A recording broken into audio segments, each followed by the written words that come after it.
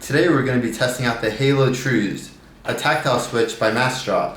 The thing I both love and hate about the Halo Trues is that the actuation point is very squishy.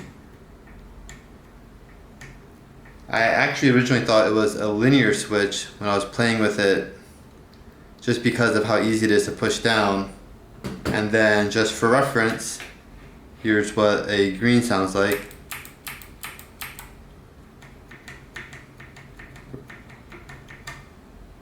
Alright, let's try a typing test.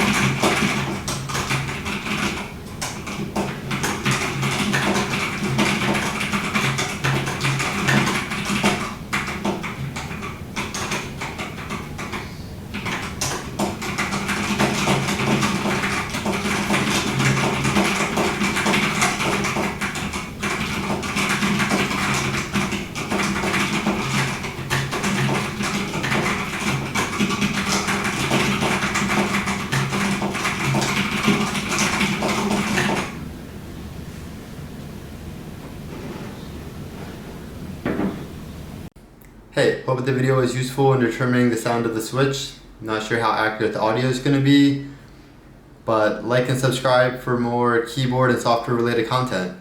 See you later.